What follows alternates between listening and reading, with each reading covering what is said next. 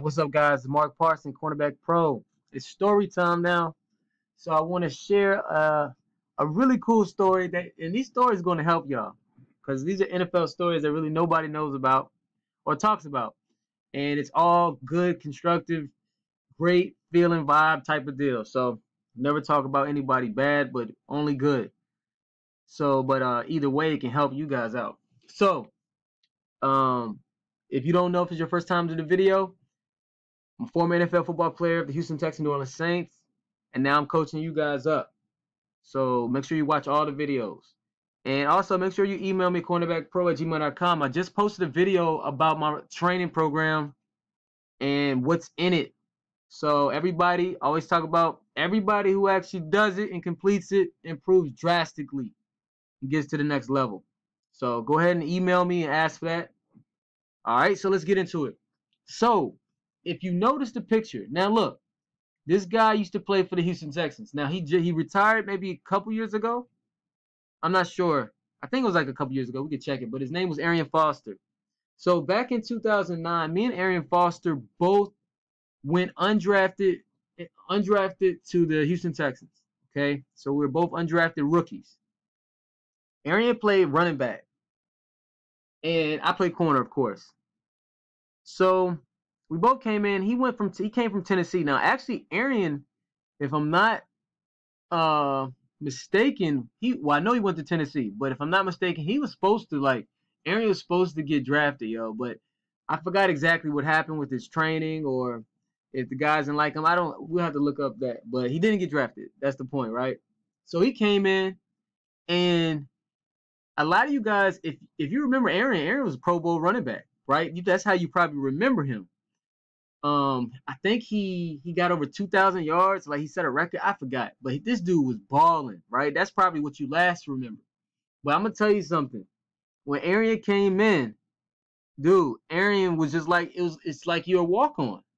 You know, it's like you a walk on. He was with us, and my main lesson for this story before I get into it is just your whole life can change in 1 year. Your whole life, and I'm talking about for the better, of course for the worse, but let's focus on the better.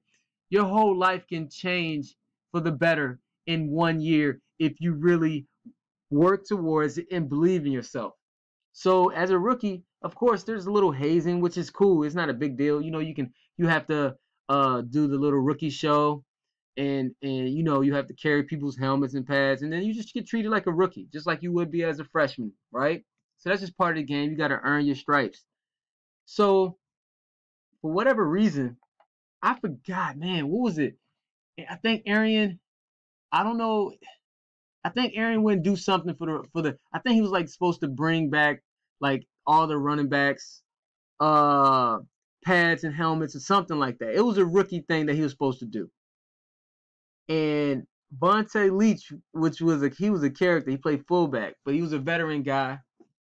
Man, you know, he wouldn't do it for some reason. I'm not sure why. Man, they took his clothes.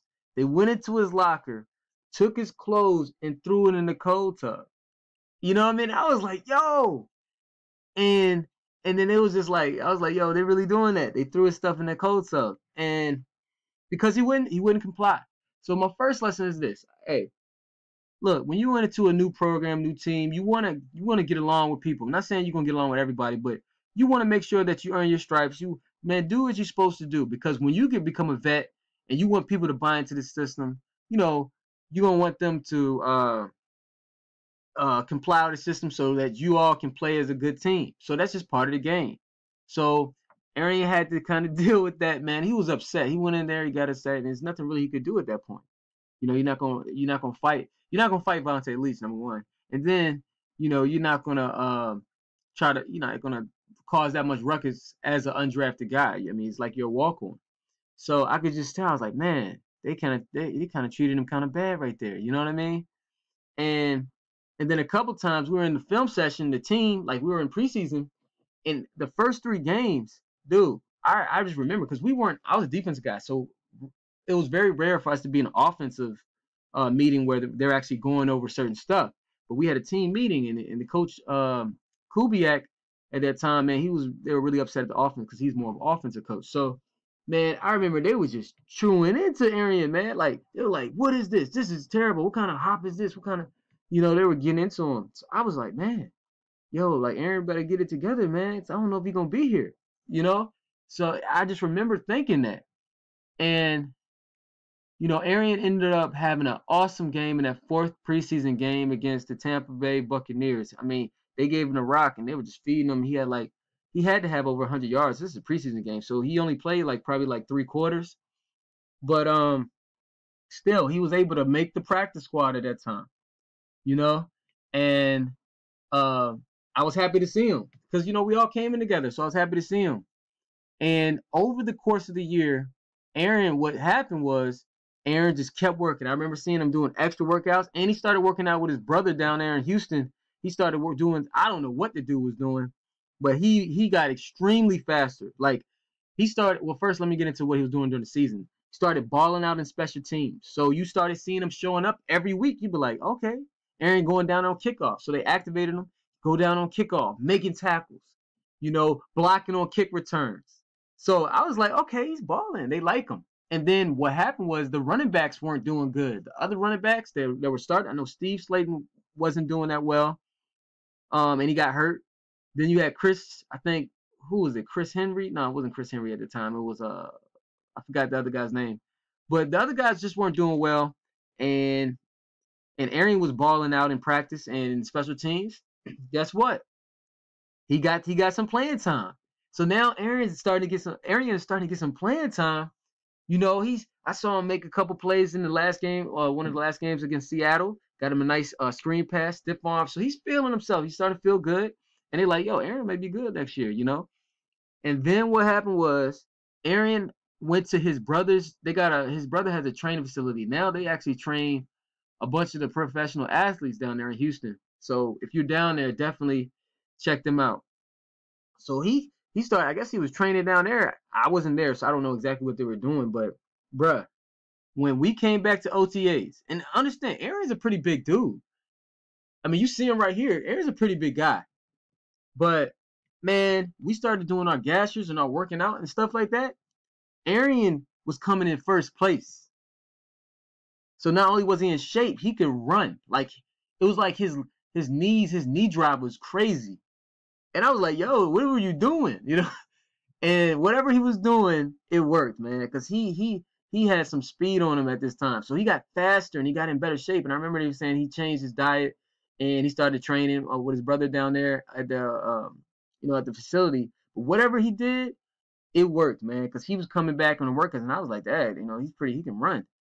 And then I ended up going to New Orleans after that training camp. The next training camp, Arian had a breakout games against the Colts. He had to have over 200 yards rushing. He had, I think, over 2,000 rushing yards. And everybody, because I was looking at it on TV from New Orleans, I was like, yo, that's Arian. He was just the undrafted rookie free agent with me getting cussed out. He was getting cussed out, and they were talking about him not making a team, getting his stuff thrown into the cold tub literally a year ago. And now everybody is loving him. Now Vontae Leach was his fullback. Vontae Leach is carrying him on his shoulder.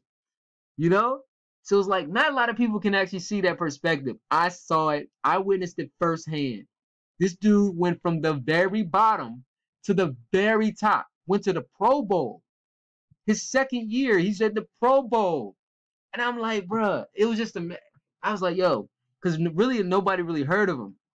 When I was like, yo, that guy went undrafted. I was talking to the other guys in New Orleans at that time. I was like, hey, just last year he was getting cussed out, about to get cut.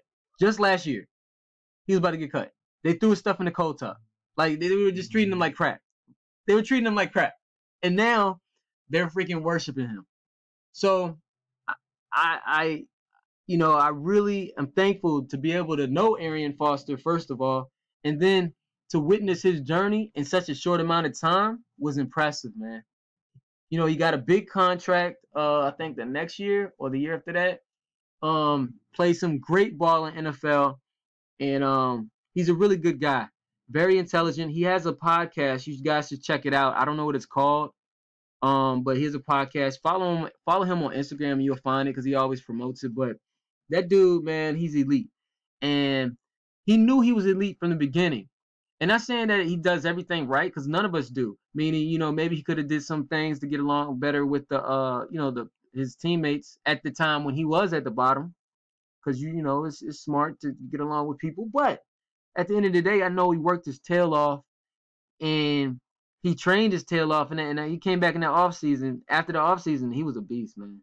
I just want to let you know, like his knee drop was crazy. He was winning, coming in first place, and he has to be every bit of 230. He has to be 230 pounds, and how we break it up in the skill position, the gashers. You got skill position, you have combo, which is like quarterback, tight end, kickers, that type of thing, fullbacks, I think. And then you have linemen. So that's how they break it up when we run in our sessions. He's with the skill guys. He's 230 pounds at least. And he's coming in first place or right next to Andre Johnson or Bryce McCain. You know what I mean? Like, bruh. So that's another thing. Your training is very important too. So that's why I really harp on this stuff because I'm giving you the techniques, but if you're not in shape and you're not running, you're not working out with the right programs, or you're not with the right trainers, you know, it's hard for you to be successful in this game. So I say all that to say this. Um, your whole life can change in 1 year for the better. So what are you gonna do about it today? It's February 13th, 2018. Where are you gonna be February 13th, 2019? Is it gonna be drastically better situation or are you gonna be, drastically worse? Because you never stay the same. You either get better or you get worse. All right? That's a good question to ask yourself. Make sure you email me at cornerbackpro@gmail.com. Got more stories for y'all. Inspiration, motivation, technique, breakdown of 101s, workouts. All right? Hit me up, man. Ask for the programs. Let's get it.